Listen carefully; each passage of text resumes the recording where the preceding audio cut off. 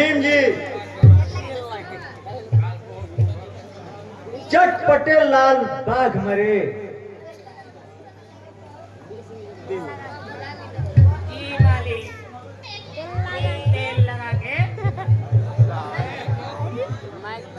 जरा हिसाब किताब करके बताइए कि इस वर्ष 2025 में हम लोगों ने कितना रुपए इन लोगों को दिया है कर्ज में, इसका ब्याज कितना मिला, सारा हिसाब करके बताइए। अभी बताता हूँ मालिक।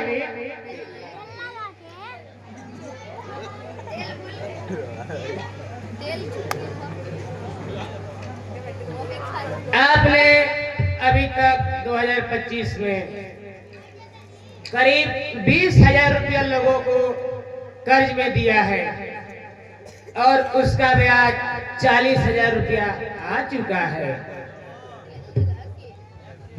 और अभी 20,000 रुपया कर्ज के रूप में बाकी है। तेल लगा के वाह मुनीम जी वाह, तुम भी गजब का दिमाग रखते हो।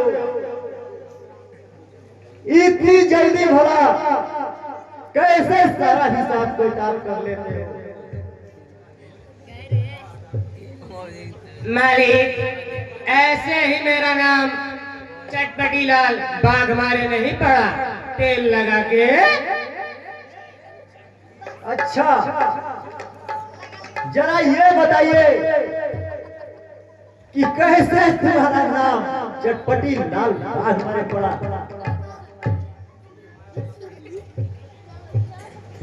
तो सुनिए मालिक, मैं बचपन में मिनटों का काम घंटों में किया करता था, यानी चटपट, इसीलिए मेरा नाम चटपटी लाल पड़ा, तेल लगा के।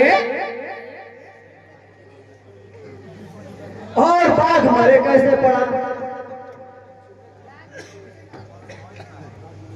सुनना चाहते हैं मालिक तो सुनिए। तेल लगा के एक बार मैं शिकार करने जंगल में गया और मेरे सामने दो शेर करीब 20-20 फीट के सामने आ खड़े हुए। अब मैं क्या करता, मेरे रिवॉल्वर में एक ही गोली थी और शिकार दो, मैं क्या करता। और तब तुमने क्या किया? क्या किया, एक चाकू निकाल सीधे सामने गाड़ दिया और फिर निशाना सीधे चाकू पे लगाया और गोली चला दिया। तब क्या हुआ? तब क्या हुआ? अरे वही हुआ, गोली चाकू पे लगी, गोली दो टुकड़ों में बट गई और दोनों शेर को जा लगी, जिससे मेरा नाम बाघ मारे पड़ा, तेल लगा के।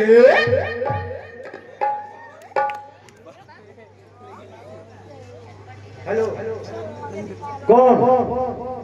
मिस्टर हेंगड़ा? हाँ हाँ, सारा माल सप्लाई हो गया है। मेरे गोदाम में चरस, अफीम, ब्राउन शुगर बहुत कम मात्रा में है, जल्द से जल्द मेरे गोदाम में पहुंचवा दीजिए।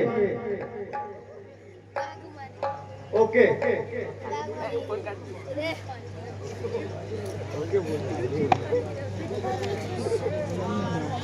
प्रणाम ठाकुर साहब।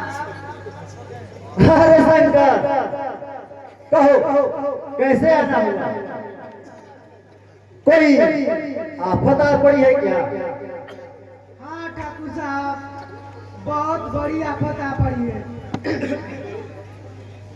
आज मैं आपसे एक अनमोल रत्न मांगने आया हूँ। कहो शंकर, क्या मांगने आए हो? ठाकुर साहब,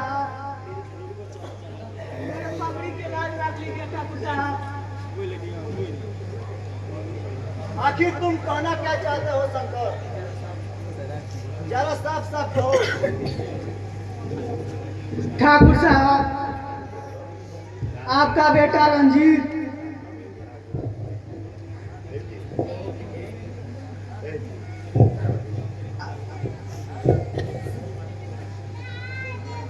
हाथ मांगने आया हूँ अपने बेटी के लिए। शंकर, तुम्हारा दिमाग खराब तो नहीं हो गया?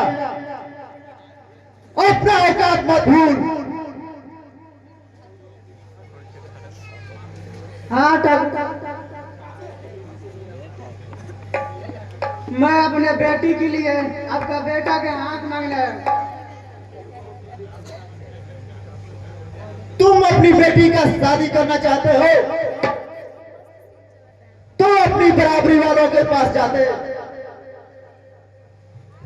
तुम्हें मेरे पास आने की जरूरत ही क्या थी? ऐसी कौन सी मजबूरी थी जो तुम्हें मेरे यहाँ आने पर मजबूर कर दी? ठाकुर साहब, आप ठीक कर रहे हैं। उसकी शादी तो बराबरी वाली नहीं करनी चाहिए, लेकिन हाँ शंकर, अगर तुम्हें अपनी बेटी की शादी करनी है तो तुम्हें अपनी बराबरी वाले में जाना चाहिए। ठाकुर साहब ठीक ही तो कह रहे हैं, तेल लगा के। ठाकुर साहब, मेरे पास कुछ ऐसी मजबूरियां हैं जिसके चलते आपके पास आया हूँ। कौन सी मजबूरी है शंकर? यही तो मैं पूछ रहा हूँ।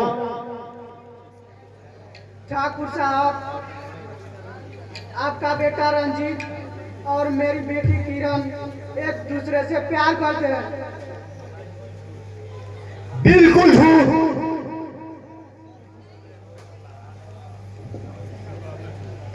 मेरा बेटा ऐसा कतई नहीं कर सकता।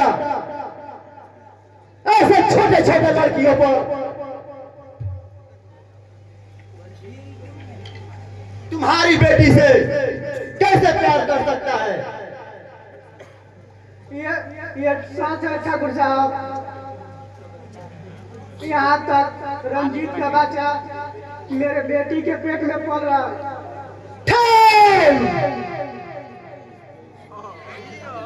अपनी औकात मत भूल। फंस जा रहे हो बाहर। तेरी बेटी के साथ क्या हुआ? उसका क्या भरोसा? न जाने किसका उसका बच्चा पेट में पल रहा है। और गुस्से से अमीरों पे महलों के ख्वाब देख रही है। ठाकुर साहब, आप मेरी बेटी के लिए ऐसा शब्द मत बोले ठाकुर साहब। सब क्यों ना बोलूं? मेरे बेटे के ऊपर इतना बड़ा इल्जाम क्यों लगा रहे हो? अगर आप पर मुझ यकीन नहीं है तो अपने खुद बेटे से पूछ लीजिए। रंजीत बेटे, और रंजीत बेटे,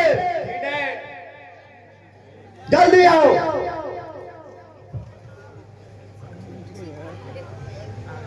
क्या बात है डैड? मुझे क्यों बुलाए? ये शंकर तुम्हारे बारे में कुछ कह रहा है।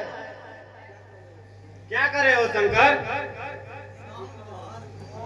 ये कह रहा है कि तुम इसकी बेटी से प्यार करते हो।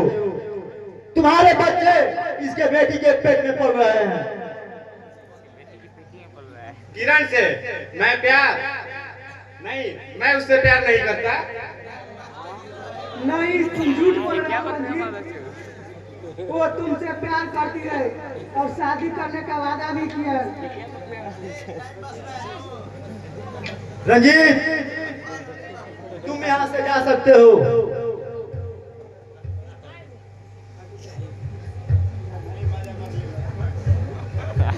ठाकुर साहब, आप मेरी ना करने से बचा लीजिए ठाकुर साहब। हट कर। मरते मारने के लिए पहुंचे तुम्हारी बेटी किरण मेरे बेटे रंजीत के साथ कतई नहीं हो सकती।